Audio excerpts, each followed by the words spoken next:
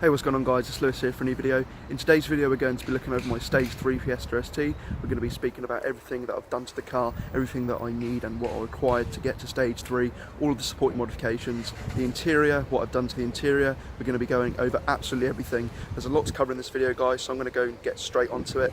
Hope you guys enjoy. Alright guys, so getting straight into the video, as you can see is relatively standard on the outside. I've kept it nice and simple, to be fair. I've done a little few touches here and there, but mainly just kept it nice and simple. Haven't gone too extreme on the aesthetics of the car, and I'd like to keep it that way because I do like the subtle look. A simple wrap would look nice, but in terms of the aesthetics of the car, I do like to keep it nice and simple. We've got the KMS Motorsport front chin lip splitter, which is very subtle, and like I said, I do like it that way. However, we are going to be changing that soon to a bigger splitter to keep the car a little bit more front heavy. I know it probably won't make too much of a difference, however I am looking at getting a bigger splitter with tie rods. I do think that looks really nice, but like I say, I'm not going to go too crazy with the aesthetics of the car. I do really like it like this. The sun strip here we fitted the other day. I put a video up of that. A good friend of mine, Piers, actually put all of these on here for free, which I really appreciate. Shout out to Demon Wraps. I'll put a link to his Instagram down below. You guys can check him out. He does really good wraps, and as you guys can see, that reflects that. So we've got the Frosty Fez logo in the middle, and we've got all of the supporting companies, which the modifications that I run. So we've got Perron, AirTech, Turbo Smart, Powerflex, KMS, H&R. That one's a funny one because I haven't put the springs on yet, but I am going to be getting H&R springs at some point when I'm a little bit more financially sound. Pro hoses, I've got loads of silicone hoses which are by Pro, and then Voodoo inside, which Voodoo and Perron together are the companies essentially which make this car what it is and have allowed me to run Stage 3.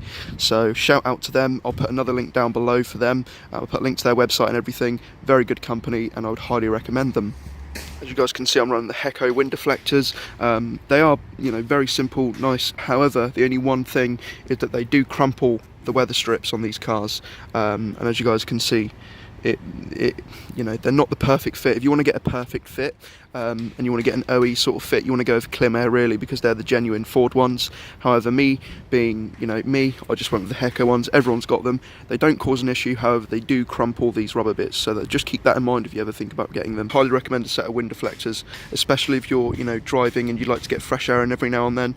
You can open it up to wind deflector, and if it's raining, for example, or if you don't want to get any dust in your car, then a set of wind deflectors is highly recommended. Gloss black mirror caps here. Got these off eBay for about £45.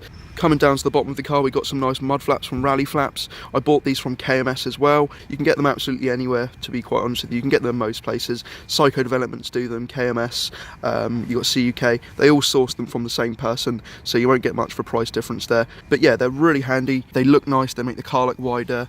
They stop that sort of splashback that you get, in a sense, when you're driving. You'll notice that you get a lot of splashback from dirt to the side. Just makes it a whole lot easier to clean and protects your paintwork a little bit nicer, as well as giving it a more aggressive look. Coming back here, we've got the wing lip from Maxton Designs. Very nice piece of kit there, just adds a little bit more of an aggressive look. Nice little raised look to the back of the car. I did used to have the wing risers from Aesthetic Energy and the ones from MTC. However, they do rattle quite a lot, and I wasn't a massive fan of how they looked. I loved them at the start, but then as time went on, I just got a little bit bored of them, and I think that this looks a lot nicer to me. And then come back to the rear of the car. Again, we've kept it nice and simple. KMS Motorsport rear diffuser for the exhaust system. I'll go into that exhaust system in a moment, but the rear diffuser looks really nice, really aggressive. The only qualm that I do have about this rear diffuser, you can see here, it goes at a slight angle because of how they have the riveter into the car.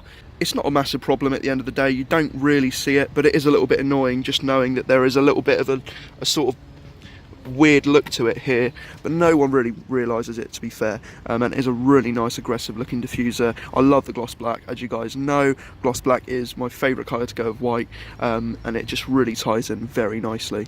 We're tuned by Perron here, and we've got the nice ST inlays. I've got this one in gloss black, and the one on the front is a white one from DMB Graphics. KMS Motorsport sticker here, KMS Hurricane, of course, that goes with the exhaust system. I really like this sticker. I'm a massive fan of it. I think it really completes the rear end off. I know it's a simple sticker, it doesn't add any brake horsepower or anything, but it looks really smart, and I'm a massive fan of it. So coming into the interior of the car, not a whole lot change here. If you guys watched my last video on the 240 brake, I actually had a mound tune knob and I had a few bits and bobs in here, but I took them out. I quite like the standard look, to be honest with you. I'm looking to at some point switch these out for a nice set of buckets and take a bit of the rear out, but that's something that I'm debating on. So if anyone's willing to swap their buckets for a nice set of heated ST seats, leave a comment down below again. I will get back to you. I just want to lighten up the front of the car, and I really like bucket seats. I've sat in them before and I'm a massive fan of them. Obviously they're not the best in long journeys, etc., but I can put up with that. I like the look that they give and I like the simplicity of cleaning. They'll obviously give me more support as well, so when I go to get a rear cage put in, I can get some nice harnesses and put them up properly and make it nice and safe. Got my nice little Autoglim air freshener and Emoji Fresh Unicorn, which I really like. And then coming down here, we've got my laptop and my Perron tuning tool. Now I'm going to speak about this for a moment because I don't think a lot of people are aware that you can do this. I know some of you guys are, but not all of you are.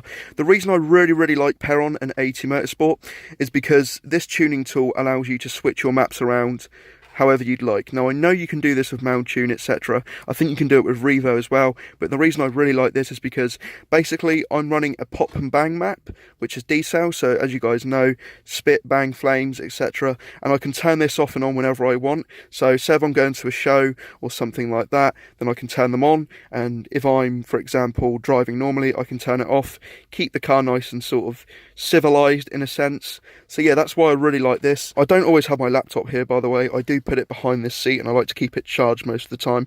If you guys are looking to steal my car, by the way, please don't, because I've got a lot of weird stuff on there, like nudes and stuff, so probably shouldn't have said that.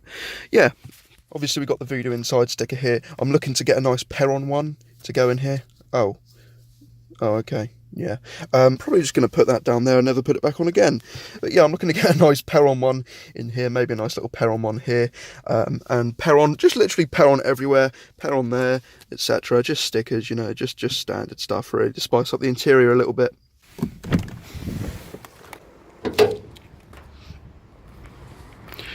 Okay, so in no particular order, I'm going to start off with the supporting modifications for in terms of power, which I've done to the car. We're going to start off with the most obvious one here. This is an AirTech Stage 2 induction kit. I really like this induction kit because it's got a nice little heat shield here. It does get quite hot, to be quite honest with you, and if you guys are wondering where you can get this comb filter, because I've been asked this so many times, if you actually call up AirTech and ask them to send you a foam filter rather than the paper element which they normally send you, they'll send that to you instead. I might see myself switching over to the ITG at some point again for the third time, because you do notice that it gets quite warm, and that's not ideal when you're running a hybrid turbo. You want that air coming in to be pretty cool, as the ITG sits down here so you don't get any heat soak whatsoever. Pro hoses all around, got the silicone hose, we've got the nice chrome sort of chrome coloured forged crossover supported by a pro hose which goes into the turbo elbow, which is something that I need to upgrade very soon when I get money for it.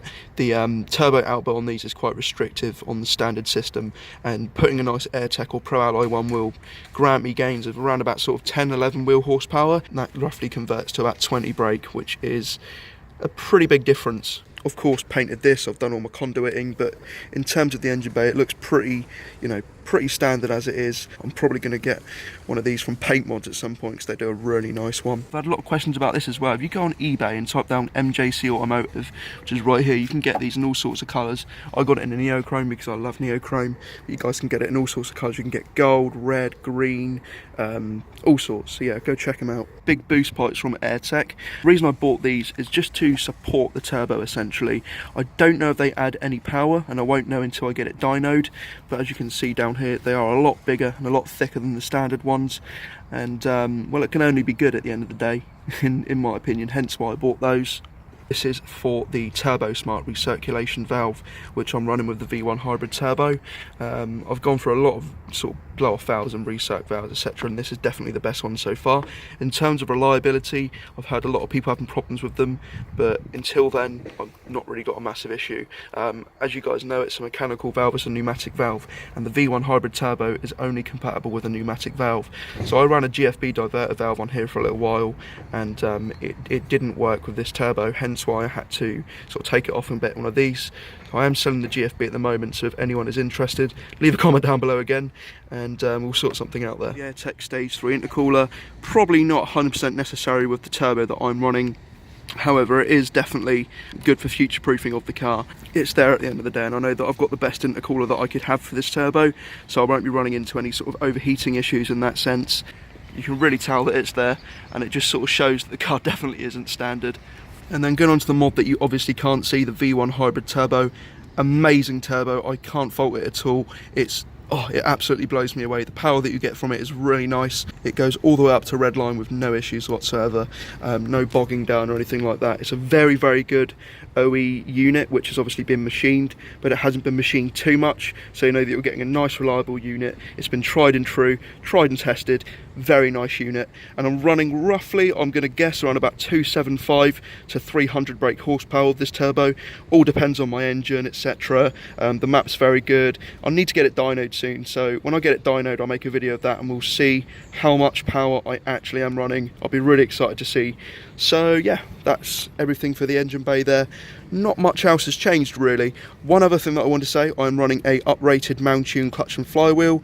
Reason being is because, as you guys may have seen from my old video from a few months back, I did indeed destroy my clutch, and I just wanted to future proof it. So rather than going with a standard clutch and flywheel, I went with a Mountune one, and I've had absolutely no issues whatsoever. The bite is a little bit more aggressive, but it's actually really nice. It makes you know that the clutch is, you know, it is working. So yeah, Mountune clutch and flywheel, would highly recommend it. Perfect for this turbo. I can't think of any other clutch and flywheel that I'd rather run. I would go with a single mass, but again, that's a little bit too aggressive for my liking. I just love the dual mass feeling. It's nice and smooth. You know, it's perfect for daily driving, but it is a little bit more aggressive. And you know that you've got, you know, a nice little piece there. And then one more thing that you guys won't be able to see, and I won't be able to show you, of course, is the torque mount, the AirTech Stage 2 torque mount. I say AirTech Stage 2 because it's the purple one. They don't go in stages, that's the way I like to say it. You've got the yellow, you've got the purple, and you've got the black. Black's for pure track use, purple's for fast road, and yellow is for everyday driving. Would highly recommend that. It sort of almost eliminates your wheel hop there, allows you to transmit that power down to the wheels a little bit nicer. Engine doesn't jerk around as much, that sort of thing, so I'd highly recommend that. And then coming down to the meat of the car, we've got the lovely KMS Hurricane exhaust system. I cannot recommend this exhaust system enough. It's a single tip exhaust system, however it is functional. And as you guys can probably see now, it splits off in the middle. So in terms of flow, I'm not 100% sure if the flow is better. However, it delivers its power very well. It's a very well made exhaust system, 3-inch all the way through. Splits off into, I believe, a 2.75 on both sides. And it's got a lovely box of resonators out back here, which cut out all of that drone that you may be having with any other exhaust systems. And then last but not least, one more thing that you can't actually see. I'm running a Cobra Decat, 3-inch all the way through, and of course into the 3-inch KMS, so there's no problems with flow there. So yeah guys, that's the car. Hope you enjoyed. Sorry if I sound quite monotone in this video. I'm trying to explain things as well as I can, and I've done the same on my last video as well. That's my car. I'd like to show you the way I map my car, because I'm going to be doing that in a second, and then we'll go out for a little drive and I'll show you guys how it feels. This video is going to be quite a long video, but I hope you're enjoying it so far. Obviously, like I say, that's the car there, and we're going to go and map the car now. I'm going to show you how I do it. I'm currently running pops and bangs, so I'm going to turn that off. I'm going to show you guys how I do it. It's very, very simple, and it's very good. Alright guys, so when it comes to flashing the car, like I say, it's extremely simple. All I do is I use this lovely little Perron tool here, and I stick it into my OBD2. So open up the coin box, stick it in this way around, and then put it into my laptop here, turn on the ignition, open up the program, next, next, next. And then I'll be going with the V1 map. So obviously, as you guys can probably see here, I've got all my old maps here. I've got the stage 2, etc. My standard map is in another folder, but I've got my stage 2, my stage 3. Stage 2 is completely irrelevant at the moment because I'm running the V1. But this is the non-decel, and this is the one with the pops and bangs, the off-road use only, blah, blah, blah. So I'll scroll down here and I'll open up this file.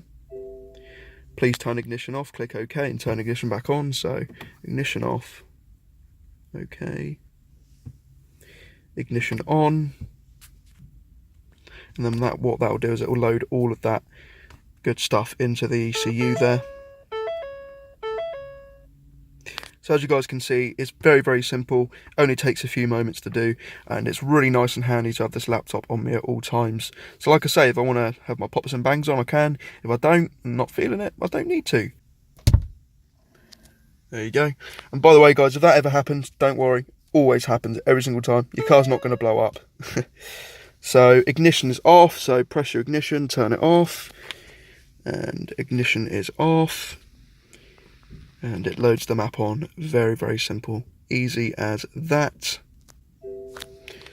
ECU has been successfully programmed. Okay. Pull out the tool. Pull it out there. Shut the laptop down. Stick it down there. So I normally stick it. Slide it just beyond that seat there. Put this in the glove box.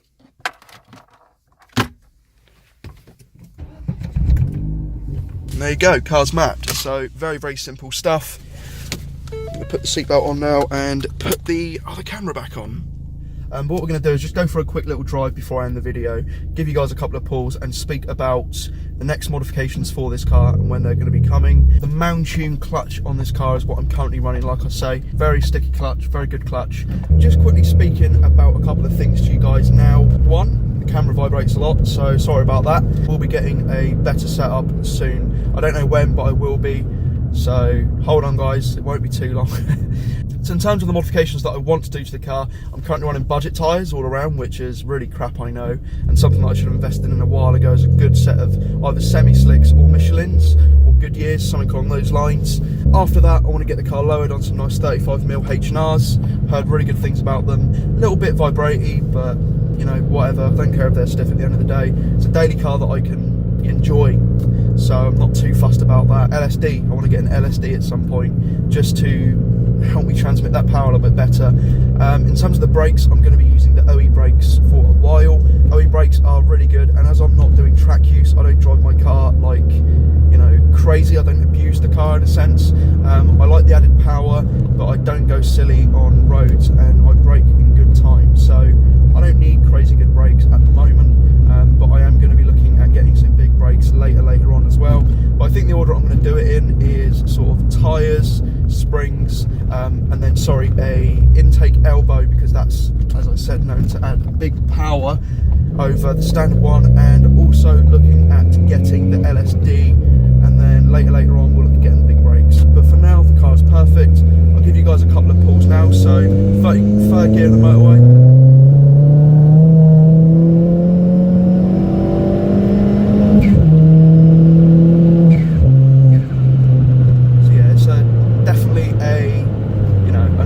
Loud and proud car, picks up speed a lot. These budgets haven't been born in yet, so I did feel quite a lot of wheel spin there. Definitely going to be looking at getting those tyres as soon as I can. Second gear, straight into this road here.